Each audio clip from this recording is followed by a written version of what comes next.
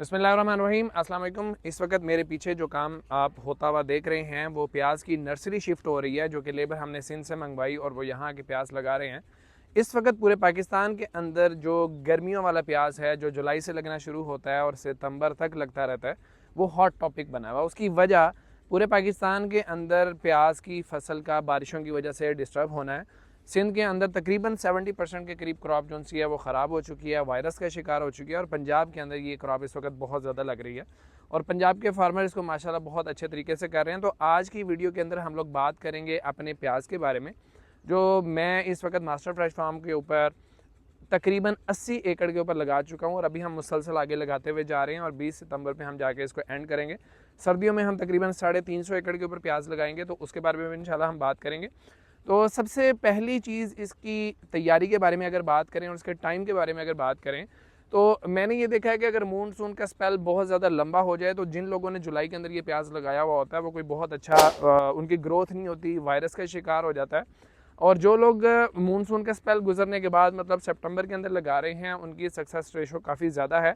No doubt वो लोग 2 महीने लेट हो जाएंगे, लेकिन मेरा मानना ये है कि अगर वो लेट हो भी जाते हैं, मिसाल के तौर पे एक बंदे की हार्वेस्टिंग होनी थी दिसंबर के अंदर, उसने 2 महीने उसको लेट लगाया, तो उसकी हार्वेस्टिंग फरवरी के अंदर हो जाएगी। तो तब भी जो सर्दियों वाला प्याज होता है वो फरवरी के अंदर उसकी हार्वेस्टिंग नहीं होती, उस वक्त भी मार्केट के अंदर अच्छा खासा गैप मौजूद होता है।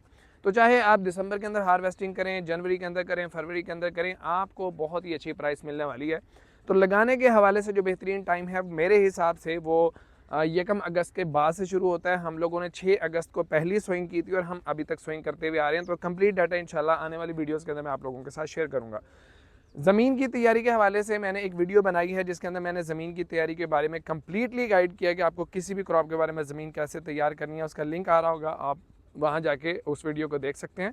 उस तरीके से हम लोगों ने ज़मीन की तैयारी की है। और उसके बाद नर्सरी के बारे में बात करें तो हमने तकरीबन जो सिंध था वहाँ से हमारी 80 एकड़ की बुकिंग थी और कुछ हमने अपनी वादी सून के अंदर नर्सरी तैयार की, उसके ऊपर भी वीडियोस बना चुका हूँ, आप वो भी देख सकते हैं। तो सिंध वाले हमारी डिमांड पूरी नहीं कर सके, तो उसके बाद फिर हमने तलागंग और चकवाल साइड से नर्सरी जो सी वो अरेंज करना शुरू की थी। तो हमारा जो एक्सपीरियंस रहा है वादी सून में, जो नर्सरीज हमने खुद तैयार की, उन जैसी नर्सरी मुझे पूरे पाकिस्तान में कहीं भी नहीं मिली। तो जो चीज़ आपने खुद तैयार कर लेनी है वो दूसरा आपको कभी भी तैयार करके नहीं दे पाता। तो अगर आप लोग किसी ठंडे इलाके में, मतलब चकवाल से ऊपर जितना भी हमारा पहाड़ी इलाका है, कहीं भी आपका सोर्स मौजूद है, वहाँ पे पनीरियाँ तैयार करें गर्मी की। सिंध में ना तैयार कराएं, क्योंकि उसकी वजह से आपको वायरस वाली नर्सरी मिलती है। तो आप अगर अपनी पनीरी खुद तैयार करेंगे या ठंडे इलाकों के अंदर तैयार करेंगे तो आपको रिस्पांस अच्छा मिलेगा। अब लगाने के हवाले से अगर बात करें तो हम एक कोशिश ये कर रहे हैं कि एकड़ के अंदर 2 लाख पौधा पूरा करें। आमतौर पे जो आप एक 30 इंच की खाली बनाते हैं जिसके अंदर वाटर चैनल होता है, 12 इंच के ऊपर वाली खाली होती है, उसके ऊपर 2 लाइनें लगाई जाती हैं, तो उससे आपका 1,20,000, 1,30,000, मैक्सिमम 1,40,000 प्लांट पूरा होता है। लेकिन अगर आप लोग, जैसे मैंने यहाँ पे एक्सपेरिमेंट किया कि मैंने टोटल 36 इंच की वो खाली है जिसके अंदर ऊपर 16 इंच का बेड है और बाकी वाटर चैनल है। 16 इंच के बेड के ऊपर मैंने जब 4 लाइनें लगाई, प्लांट टू प्लांट डिस्टेंस मैंने 4 इंच का रखा, तो वहाँ पे मेरा 2 लाख प्लांट जो सा पूरा हो रहा है। लोग कहते हैं कि इसको ज़्यादा करीब नहीं लगाना चाहिए, ये मोटा नहीं होता, ये है वो है, ऐसी कोई बात नहीं है। अगर आप 4x4 के ऊपर लगा रहे हैं या 3x4 के ऊपर लगा रहे हैं तो आपका प्याज 150 से 200 ग्राम का बन जाता है। 2.5 लाख प्लांट आपके, अगर 2 लाख प्लांट पूरे हैं तो आप अपनी प्रोडक्शन बहुत अच्छे लेवल के ऊपर ले जा सकते हैं। तो सबसे ज़रूरी चीज़ जो मैंने सीखी है वो ये है कि आपको अपनी प्लांट पॉपुलेशन पूरी करनी है। गर्मियों के अंदर आप प्लांट पॉपुलेशन पूरी कर लेते हैं, लेकिन जो कमज़ोर नर्सरी आपने लगाई हुई होती है वो डैम्पिंग ऑफ की वजह से मरना शुरू हो जाती है। डैम्पिंग ऑफ इसका एक बहुत बड़ा इशू है कि प्लांट खड़ा खड़ा लगने के 5 से 10 दिन के अंदर अंदर सूखता है। तो उसके लिए हमने 2 काम किए हैं। सबसे पहले तो ये कि हम पहले पानी के ऊपर सल्फ़र दे रहे हैं और ट्राइकोडर्मा दे रहे हैं। ट्राइकोडर्मा एक ख़ास किस्म की फंगस है, लेकिन इसमें ख्याल करें कि अगर आप सल्फ़र दे रहे हैं तो ट्राइकोडर्मा ना दें, अगर ट्राइकोडर्मा दे रहे हैं तो सल्फ़र ना दें।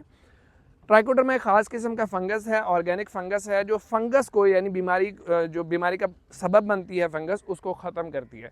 फिर इसी ट्राइकोडर्मा के महलूल के अंदर हम इस अपनी नर्सरी को डिप करके लगा रहे हैं ताकि हमें अगले 5 से 10 दिन की प्रोटेक्शन जो सी है वो मिल जाए। तो आप अगर ये प्रिकॉशन ले लेते हैं तो आपकी नर्सरी के पहले 10 दिन जो से हैं वो बड़े ही आराम से निकल जाते हैं। अगर आपको ट्राइकोडर्मा नहीं मिल रहा तो irfarm.com पे जाइए, ट्राइकोडर्मा ऑर्डर कीजिए, हम आपको भिजवा देंगे। ट्राइकोडर्मा लगाने के बाद आपको अब अगला फेज़ आ जाता है प्लांट पॉपुलेशन का, जो हम डिस्कस कर चुके हैं। आपने कोशिश ये करनी है कि पहला पानी जब इसको लगाएं तो वो थोड़ा सा ऊपर करके लगाएं, क्योंकि ये गर्मी की क्रॉप है। आप इसको 72 में लगाएंगे, ये उतना अच्छा रिस्पॉन्ड नहीं करती।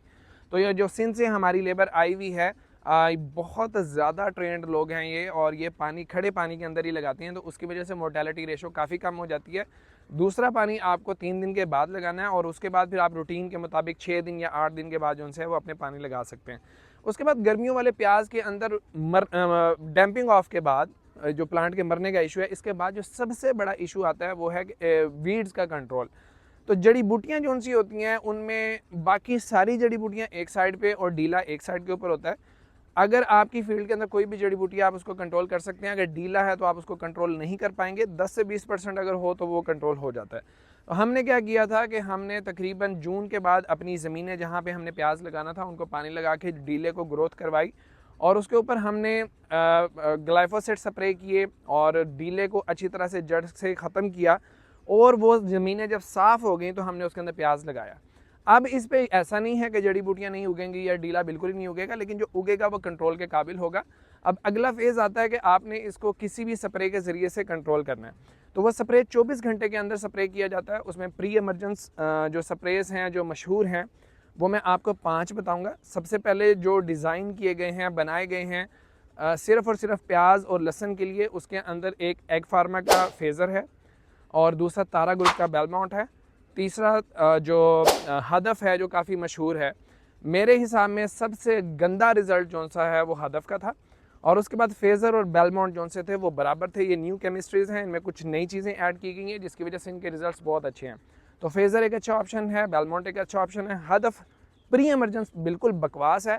पोस्ट एमरजेंस के अंदर जब आपकी जड़ी बूटियाँ सिर्फ 2 से 3 पत्तों या 4 पत्तों की हालत में हों, तो अगर 35 ये हमने ना 3 किस्म के किए थे एक्सपेरिमेंट। एक हमने 30 ml पर 20 लीटर किया था, दूसरा 40 ml, तीसरा 50 ml किया था। तो 30 ml के अंदर जड़ी बूटियाँ भी बच गई थी और प्लांट पे किसी किस्म का स्ट्रेस नहीं था। 40% पे जड़ी बूटियाँ ख़त्म हो गई थी और प्लांट पे हल्का सा स्ट्रेस था। 50% पे जड़ी बूटियाँ बिल्कुल ख़त्म थी और प्लांट पे अच्छा खासा स्ट्रेस था। तो 35 ml जो सी होती है वो डोज़ एक सही डोज़ हमें मिली, जिसको हम हदफ का स्प्रे करा रहे हैं। तो बाद में प्याज के ऊपर स्ट्रेस नहीं आ रहा, जड़ी बूटियाँ बहुत अच्छे तरीके से ख़त्म हो रही हैं। लेकिन इस वक्त सितंबर के अंदर जब आप आके करते हैं तो क्योंकि एस्माटोलाक्लोर उतना स्ट्रेस नहीं दे पाता, तो डुआल गोल्ड आप संजंटा कंपनी की और पेंडीमेथिलीन किसी भी अच्छी कंपनी की आप परचेज़ करके, आप बेशक उसको ayurfarm.com से परचेज़ करें। अगर वहाँ से परचेज़ करेंगे तो हमारी सपोर्ट होगी।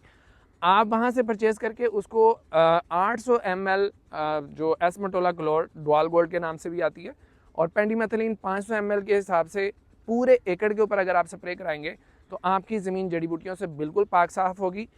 जुलाई और अगस्त में मैं उसकी रिकमेंडेशन नहीं देता। जुलाई और अगस्त में अगर आपने करना है तो फेज़र और बेलमाउंट आपके लिए बेहतरीन प्रोडक्ट। यहाँ पे हमारी ज़मीन की तैयारी कंप्लीट हो चुकी है, प्लांट पॉपुलेशन के बारे में बात कर चुके हैं, नर्सेज कैसे आनी है उनके बारे में बात हो चुकी है। अब जब हमारा प्याज लग गया उसके पहले 10 दिन गुजर गए, तो आप लोगों को कोशिश ये करनी है कि आप अपना जितना भी क्रॉप प्लान है वो सारे का सारा 45 दिन के अंदर 50 दिन के अंदर कंप्लीट करें।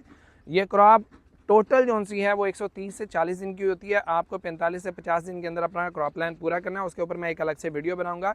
वीड कंट्रोल आपको बहुत अच्छे से मेंटेन करना है। अगर आपकी वीड्स कंट्रोल नहीं हो रही हदफ के ज़रिए से भी, तो फिर आपको एक के बाद एक 3 गोडियाँ करानी है। दूसरे पानी के बाद आप पानी की गोडियाँ शुरू कराएं और फिर हर पानी के ऊपर अगर आप 3 गोडियाँ कराएंगे तो इंशाल्लाह आपकी ज़मीन जो सी है वो बिल्कुल पाक साफ़ रहेगी। जिन लोगों ने जड़ी बूटियों को कंट्रोल कर लिया स्टार्ट के अंदर बहुत अच्छे तरीके से, वो 40 दिन के बाद अगर 1 लीटर पेंडीमेथिलीन पर एकड़ के हिसाब से फ्लड करेंगे तो उनकी जो ज़मीन है वो आइंदा 1 महीने के लिए मज़ीद जड़ी बूटियों से, हर किस्म की बीमारियों से तो नहीं कह सकते, जड़ी बूटियों से इंशाल्लाह वो महफूज रहेगी। उसके बाद आपने सबसे ज़्यादा जो फोकस करना है फंजीसाइड के ऊपर, जो सबसे बड़ा इसका प्रॉब्लम आता है वो 1 महीने तक होता है, क्योंकि ये गर्मी का 1 महीना है। जब आप ये गुजार लेंगे तो क्योंकि प्याज सर्दी की फसल है तो सर्दी में इसको इतने ज़्यादा प्रॉब्लम नहीं आते स्वाई थ्रिप्स के। तो आपको कोशिश ये करनी है कि हर 6-7वें दिन जो है वो फंजीसाइड का एक स्प्रे करें। उसके अंदर सबसे बेहतरीन जो स्प्रेज हैं उसमें मेटल एक्सल मैंकोजेब ले लें, जिसमें तारा के स्विंग के नाम से आती है। उसके अलावा विडाल जाफर की बहुत कमाल का प्रोडक्ट है प्याज के ऊपर। उसके अलावा स्ट्रोल एक प्रोडक्ट है तारा का, उसके हमने प्याज की नर्सरी के ऊपर भी बहुत अच्छे रिजल्ट्स देखे और बाद में क्रॉप के ऊपर भी बहुत अच्छे रिजल्ट्स देखे। उसके अलावा जो आपको अच्छे फंजीसाइड आपके इलाके के अंदर अवेलेबल हों, आपने कोशिश करनी है कि एक शुरू के महीने के अंदर आप 4 से 5 इसके ऊपर स्प्रे करा दें। अगर आपको डिजीज़ का हल्का सा भी अटैक नज़र आ रहा है तो इंशाल्लाह आपकी क्रॉप जो सी है 1 महीने बाद जब स्टैंड कर जाएगी तो वो फिर बाकी बीमारियों से महफूज रहेगी। तो आज की जो हमारी वीडियो है वो सिर्फ और सिर्फ प्याज की सोइंग के बारे में है। अगली वीडियो के अंदर हम डिटेल से इसकी बीमारियां भी डिस्कस करेंगे, इसका जो प्लान है खादों का वो भी डिस्कस करेंगे। आप उस प्लान को अगर फॉलो करते हैं और प्लांट पॉपुलेशन अगर आप पूरी रखते हैं तो हम उम्मीद कर सकते हैं कि आप लोग जो देसी प्याज है उसके अंदर वो 250 से 300 मन के करीब आप एवरेज ले जाएंगे और सर्दियों वाले प्याज के अंदर जो हम प्लानिंग आपको देंगे उससे इंशाल्लाह आप 800 मन पर एकड़ तक प्रोडक्शन अपने ले जाने के काबिल होंगे। उम्मीद है वीडियो पसंद आई होगी। अगर पसंद आई है लाइक और शेयर ज़रूर कीजिएगा। मज़हर अली को इजाज़त दीजिए। अल्लाह हाफ़िज़।